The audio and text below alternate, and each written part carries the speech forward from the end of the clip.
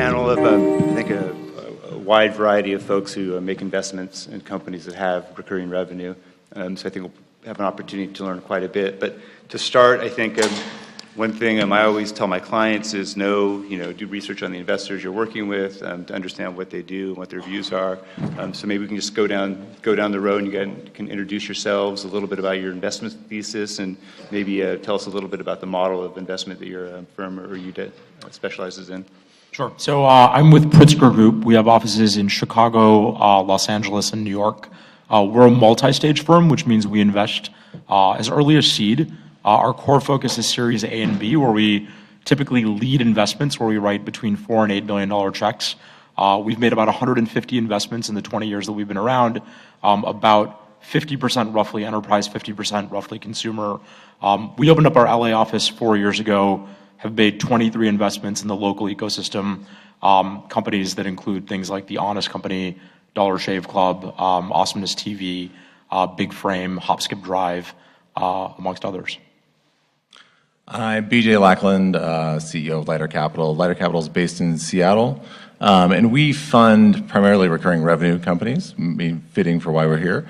A lot of SaaS businesses today, mostly B2B, and we fund them using a sort of hybrid debt and equity model that we think really fits sort of high margin recurring revenue businesses really well. It's called a sort of a royalty-based finance model where it sort of brings together the best of debt and equity. We typically are down market a little bit in terms of ticket size. We're funding companies anywhere from $50K to $2 million per company.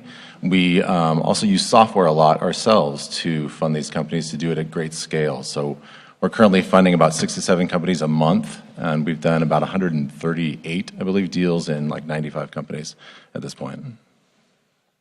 Hi, I'm Esther Nordlinger. I work at CAA Ventures. CAA is a creative artist agency. Creative Artist Agency is one of the largest talent and brand representation agencies. We've been diversifying our businesses away from the pure representation to being a principal where we invest in startup companies.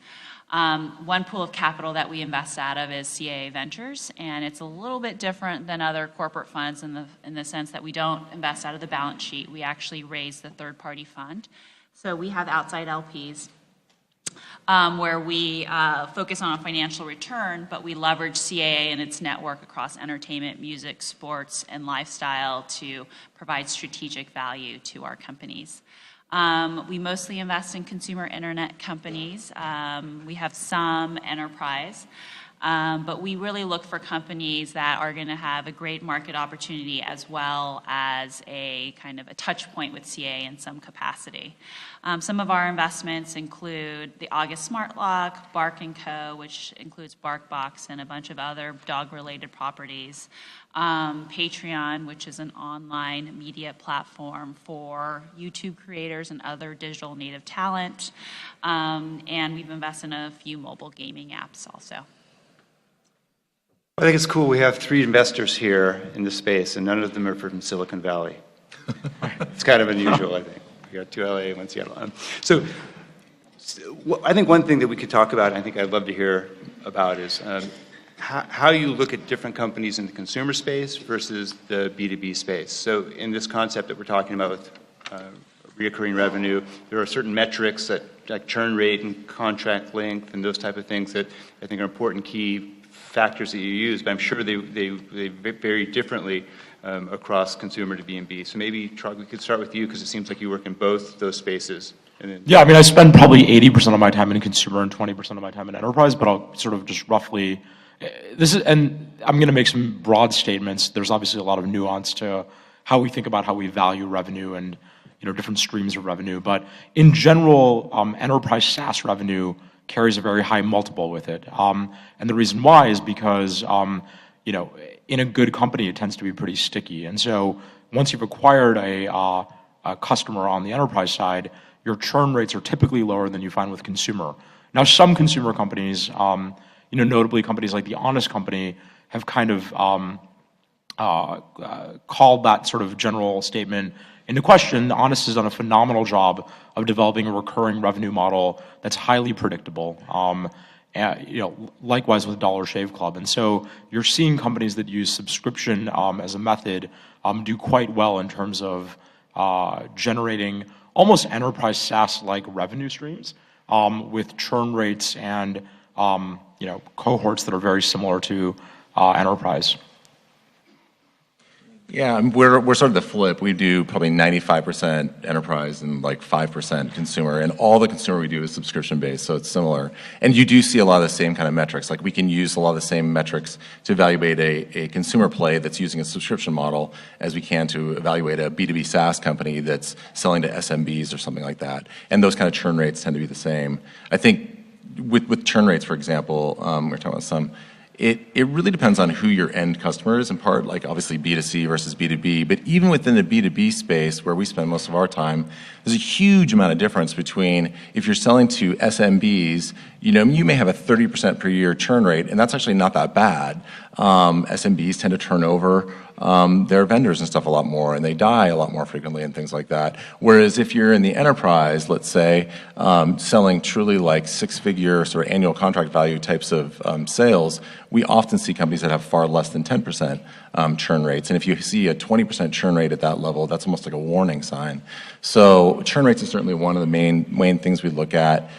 For us in our model, also looking at a diversity of customers, we don't want to see that you have only one customer that you're succeeding with. We really want to see that you've perfected your model enough to be able to roll it out to at least like 8, 10 customers usually. And since we do a lot of B2B, we like to look at those contracts and those contract lengths. So, when you're just starting off, it's hard often to get customers to sign up for a long period of time to a company that's new. But we do see in SaaS, companies still have an amazing ability to get customers to pay for a year up front for a business that might only be 9 months old, which still is a little bit head-scratching to me, but it happens all the time. So more power to you if you can get a customer give you 12 months worth of cash up front, and you should totally push for it. So we see all different kinds of contracts like that. Mr. Yeah, I repeat what they want to have said around churn rates. That's obviously really important. I think in consumer businesses, how you acquire customers and the cost of acquiring a customer is really important. So we look at the cost of acquisition, especially consumer marketing can be incredibly expensive. So what their value to is over their lifetime is also a metric that we look at in relation to each other, which I'm sure the enterprise side has within Salesforce and things like that. So those are probably kind of the key metrics that we look at. And, for us, we look at earlier stage deals where maybe they don't have any revenue yet, and it's all about the market opportunity and how big that market is. Just to build on what Esther says, customer acquisition is really hard in consumer companies, right? As a consumer, you're bombarded with different offers, different companies. And so we look for signs of virality, which effectively means free customer acquisition, right? And so companies like Honest, again, serve the mom market. Moms are incredibly viral. They all talk to one another. If the product does well by one mom, she goes and tells, 10 other moms about it. And so you see this great free customer acquisition engine, or virtually free customer acquisition engine, that's inherent in some consumer brands relative to others, right? So a highly visible brand, a brand that serves a viral demographic, lend themselves to better customer acquisition metrics than a brand whose product is not visible or serves a demographic that, like men for the most part, don't really share as much as women do, right? So. Would you value those type of customers differently? So customers who are early adopters, who come in through a community, through kind of a network effect, versus customers you have to pay a lot of money to acquire? Yeah, typically what you see in cohorts is that paid customers perform worse than organic customers and early customers. And so we do a lot of analysis over time to see how customers that you may have acquired a year ago are doing relative to customers that are doing, today, because those cohorts tend to, this is a generalization, they tend to deteriorate over time, with some exceptions. I think that was one of the interesting things we were talking about earlier, was that you're saying, like in the consumer side, the later acquired customers tend to have a higher churn, whereas on the B2B side, we see a bit of the opposite. But I think it's partly because what we're seeing is companies developing software that then is getting better and better as it goes along, and they're kind of figuring out how to keep those customers better and how to provide them more value. So out of your first 10 customers, if you're selling enterprise software, you may lose a handful of them because you just don't live up to the promise that you gave them, the hype kind of in some ways. Whereas maybe your 90th to 100th customer, your churn rate's going to be a lot lower because you have a much better offering and such. But I thought it was really interesting, we were talking earlier, that on the consumer side, you might see churn rates get worse over time, whereas on the B2B side, if your churn rates are getting worse over time, that is a horrible danger sign, I think. And I think on the consumer side, one more point on listening to you speak. We also look at gross margin a little bit more carefully than I think enterprise businesses, because you naturally have gross margins. Yeah. Consumer businesses these days do not. And we like to look at it from a fully allocated or fully loaded model where you're including some marketing costs in there. So I think a lot of people have been using things like Postmates or Instacart and Uber for sure. And those businesses are very, very challenged on a gross margin level if you look at a fully loaded cost. So we definitely take a look at that when evaluating businesses. And if they're not gross margin positive today, then how do they get there tomorrow? So I see a lot of very early stage companies who, BJ, you probably wouldn't invest in. So I think I was joking that a lot of my customers, this title of this talk could be why any revenue excites investors, because it's a very early stage, and So, Esther, for you, it sounds like you said you invest in companies that are pre-revenue. So when you get a pitch from a company who comes in and says, we got this great business model, I guess, how do you look at a business model that hasn't been proven? And then secondarily, are you prepared for the type of pivots and iterations and kind of business changes these early stage companies typically go through when they learn something and say, we screwed that up, we need to change this whole aspect of our business? Yeah, I mean, I think I was looking at our portfolio today, and we have over 40 companies in there, and I think about like 30% are pre-revenue.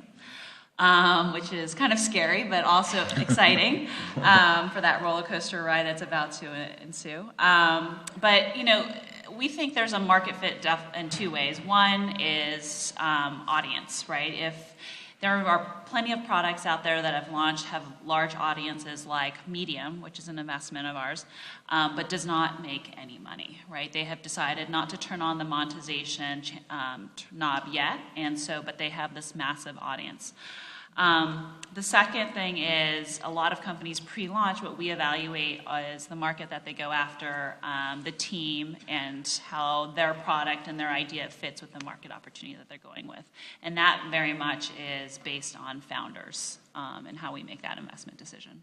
And I assume you guys are looking probably at scalability, right? Like how they're going to also go from 0 to 10 billion and what that cost is going to be. Exactly. So, as I'm sure we all hear about there's a lot of talk about the VC market cooling down and, being less receptive to new companies as it was maybe a year ago, and VCs holding back cash for follow-on investments. I think, BJ, we were talking a little bit about angels and how, from your view, angels aren't around so much anymore. So I guess as a general question, I'll open it up and maybe Chirag can go down. If you're a startup company right now and trying to raise money, I assume revenue is way more important now than it was 18 months ago. So if you were giving advice to startup companies, what would you tell them about how to approach the market, how to set up their business to either have revenue going forward or to generate revenue, through some milestone investment tranche that you might work with them on? Yeah, I mean, I think even more important than revenue, and I typically work with companies that are a little bit further along than BJ or Esther, right? So we're mostly sort of Series A and beyond.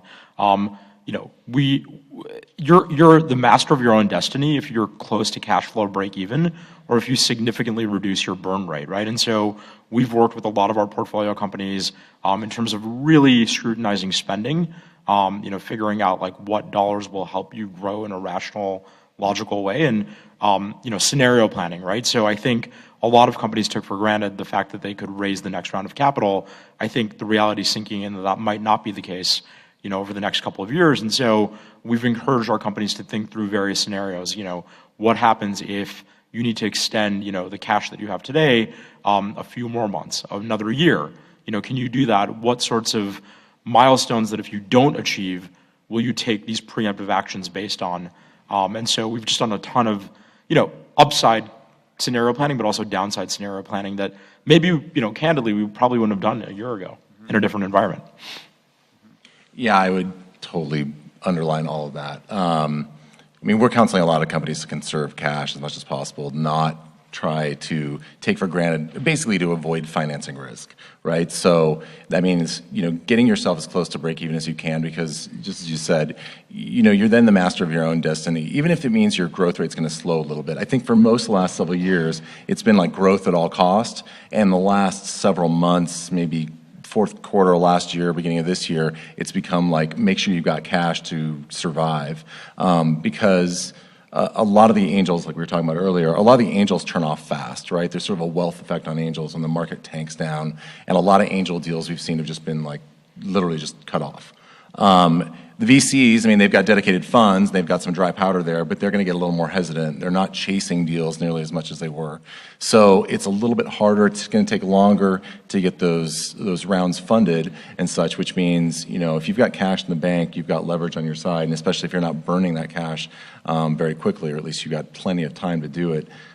That's really what you're starting to look at as like a key metric today, which is like, how much lifeline do you have left? How much runway do you have left?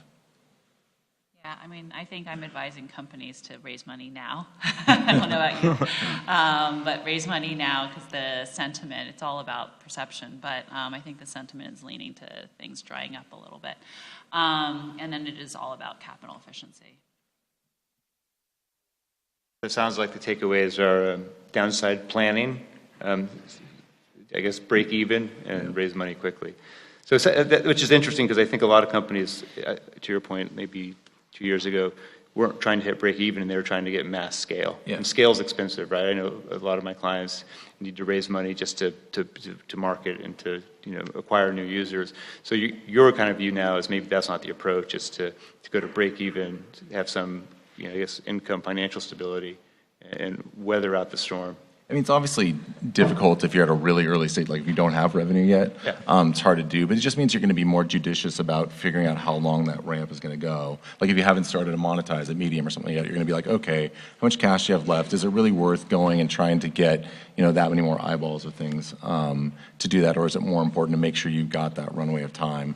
Because when funding slows down, and I don't know how many people here lived through sort of the dot-com and dot-bomb era, but I did. And when it changed fast, and it went from if you had dot-com in your name, which was that and a bunch of eyeballs, was sort of getting you funding. It went from getting funding to companies dying left and right within a handful of months, and you don't want to get caught in that. That's why I think fundraise now is a good plan, because you don't really know if the sentiment's going to get worse from here or better. But if I had to bet, I would say it's probably going to get worse for a while. We're sort of at a turning of a cycle. Just out of curiosity, how many people are here actively running companies and trying to raise money? Like a show of hands.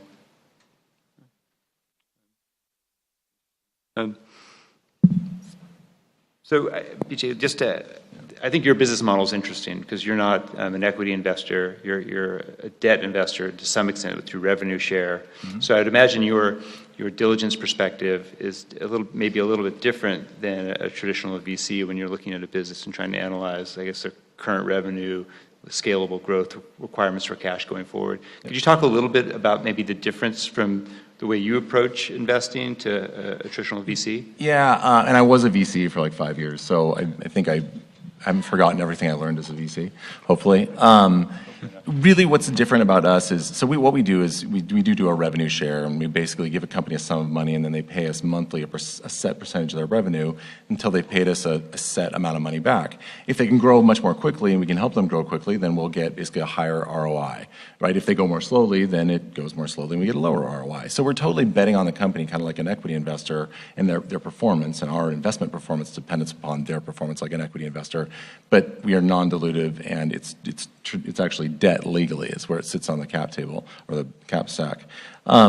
So what we look at, though, it does make us look at companies a little bit differently, because instead of looking for things that are really disruptive technologies where you're going to try and get into a unicorn, we're not really looking for that. We're looking for companies that are a little more stable. We want to know that they're going to be around. And so we spend a lot less time looking at market dynamics and trying to predict what's going to happen, 5, 6, 7 years in the future. We spend a lot more time saying, okay, do you have all the economics of the unit economics of your sale to be able to go from, say, whatever, $1.5 million in sales today or $1 million in sales or wherever you are, up to like 4, 5, 6 million in sales.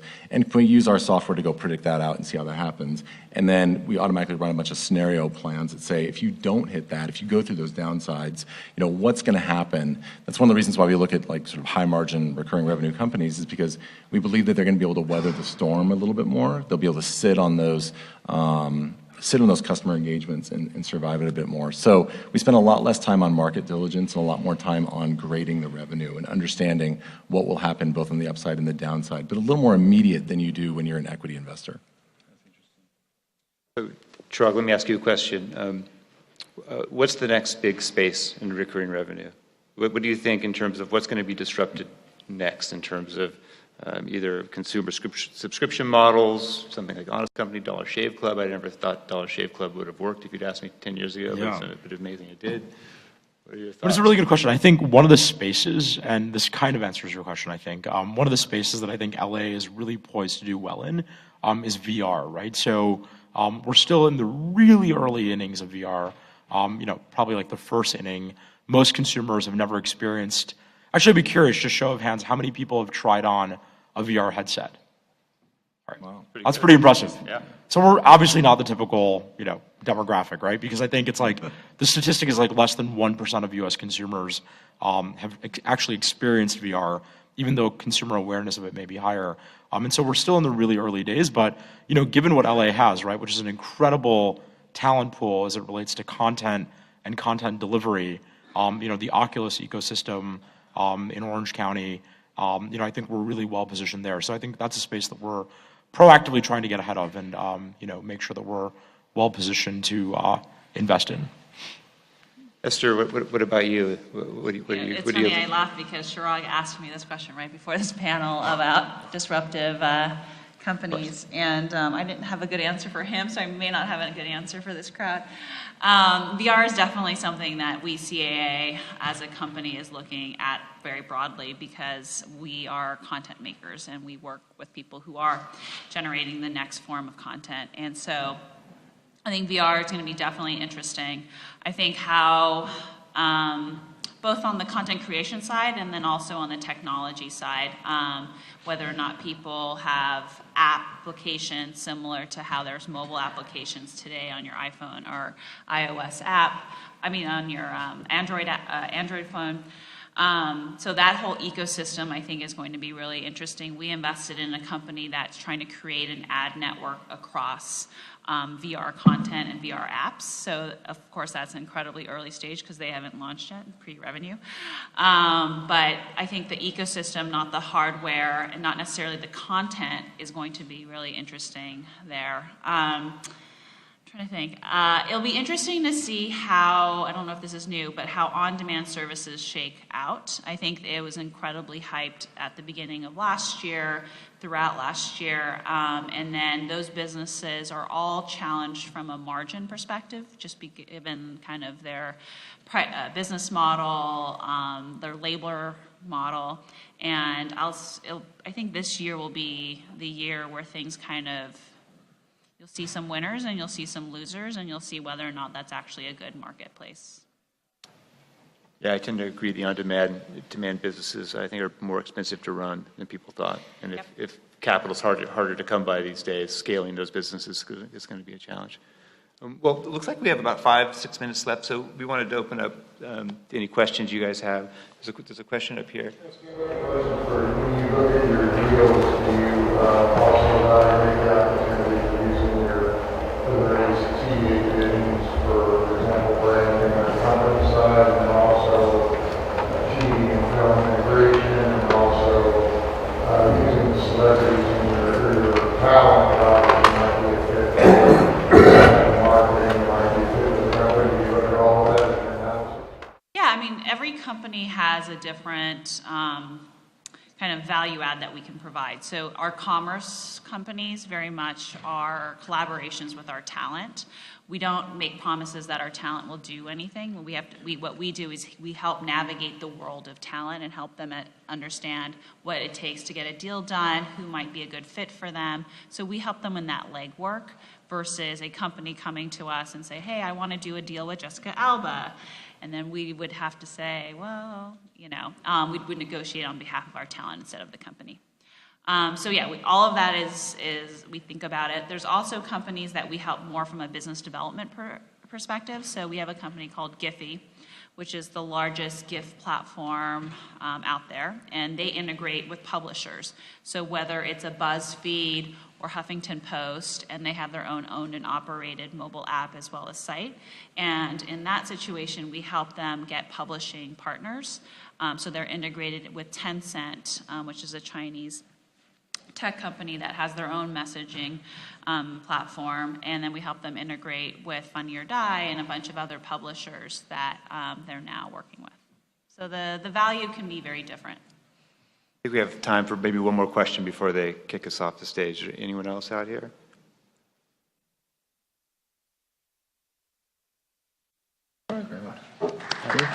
Thanks. Thanks, everyone. Thank you. Thanks. No.